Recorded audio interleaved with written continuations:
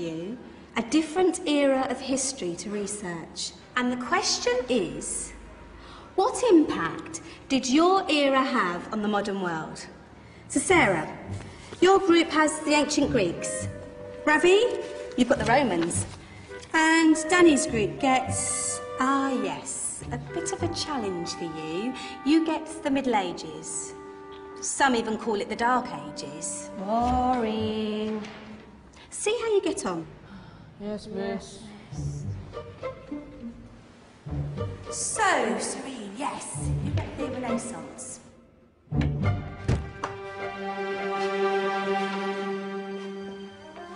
Is that the librarian? I guess so. How are the Dark Ages going to have anything to do with us? Excuse me.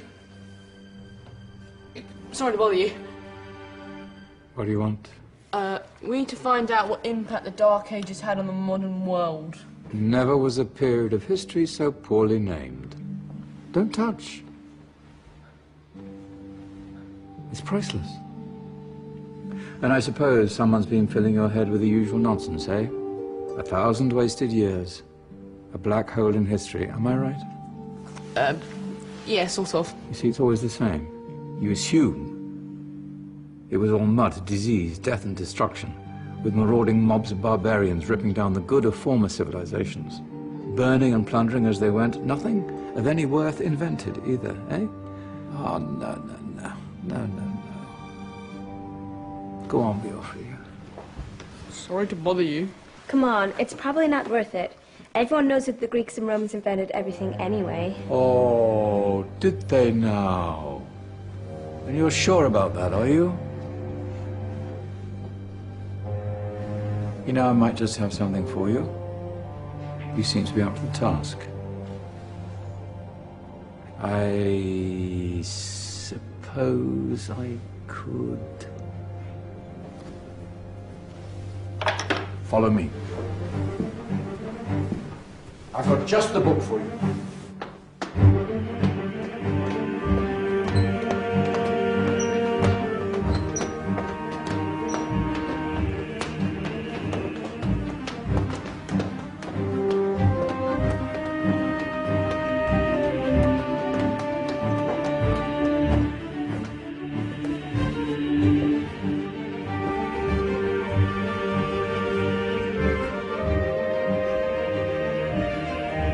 Where are we going? I don't know. Ask him. Excuse me. Where are we going? From darkness into light, my young friend. From ocean onto land, there are things you should know. Oh, yes, indeed.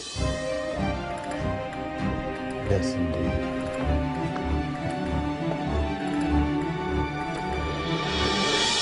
Now, I know I left it round here somewhere.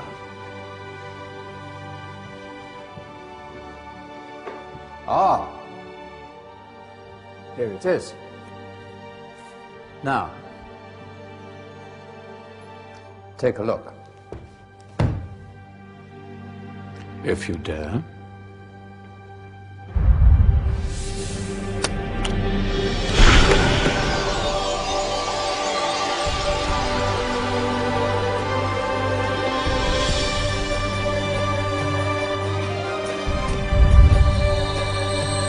What's going on? Welcome to the Dark Ages, or as it should be known, the Golden Ages. Who are you?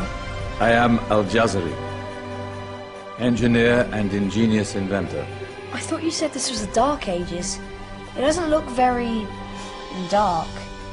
That's because it's all a matter of perspective, my soon-to-be illuminated friend.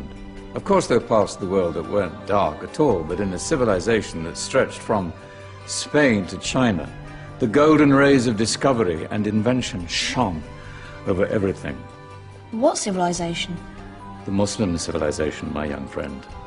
Through scholars and scientists of various faiths, some of the most important discoveries known to man were made at this time. Discoveries that drew on knowledge of the ancients, but have more connections with your modern world than you could possibly ever imagine. Like what? Well,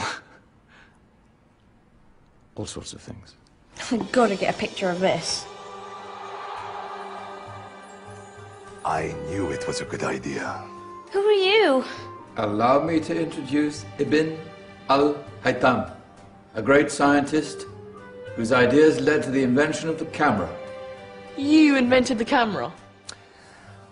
I laid the foundations for modern cameras by explaining how our eyes work.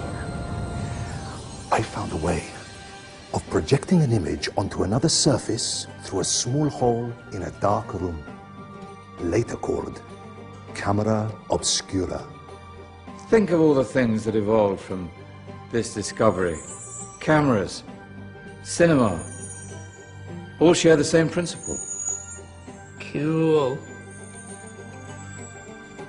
Look out below!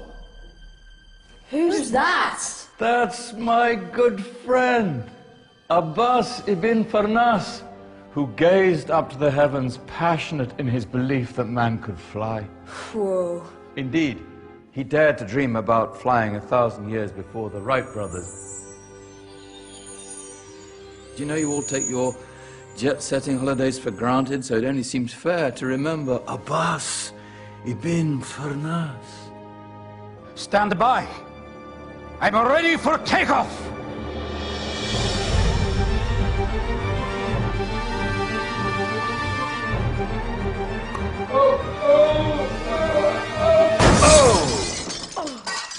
You did forget one thing, though. A tail, useful for landing. Ah, my back. Is there a doctor in the house? Did someone call? Ah, my old friend, why don't you introduce yourself to my young guests? I am Abul Qasim al-Zahrawi. Many call me the father of surgery. Did you actually do surgery back then? Of course we did. In fact, many of the surgical tools that I invented are still used in your modern hospitals. Excuse me, a patient needs my attention. Scalpel? I think I may need some stitches. In that case, I'll use catgut. Catgut? From the gut of animals. Perfect for stitching up internal wounds. Your surgeons are still using it today. Sorry, mustache.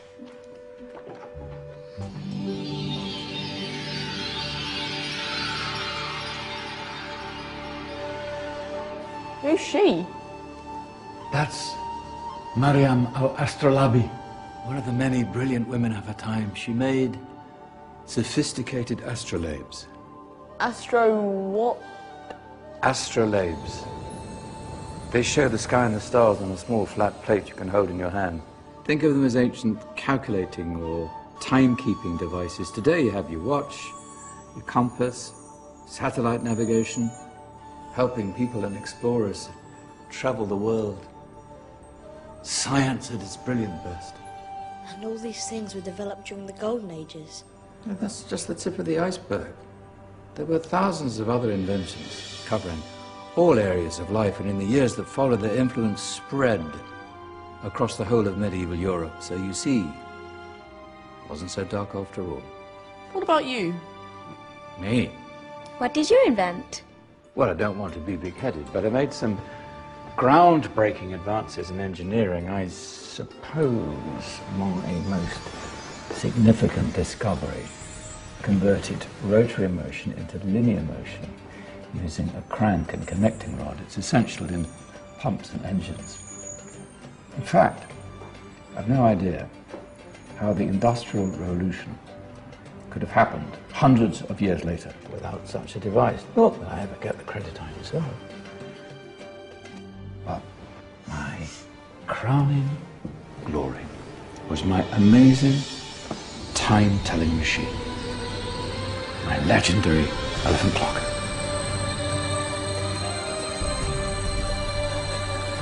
It's a clock. Yes. Dozens of components collected from different cultures around the world. Indian, Greek, Arabian, Egyptian, Chinese. Wow. A United Nations clock. That is pretty cool. Does it actually tell the time? Well, yes, of course. If it wasn't for me, thousands of people would be late for everything. Speaking of time, we better get you back.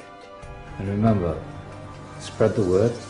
This is a golden age, and I've only shown you a tiny part of this wondrous time. There are countless other scientists and inventions directly connected to your modern world. You're just going to have to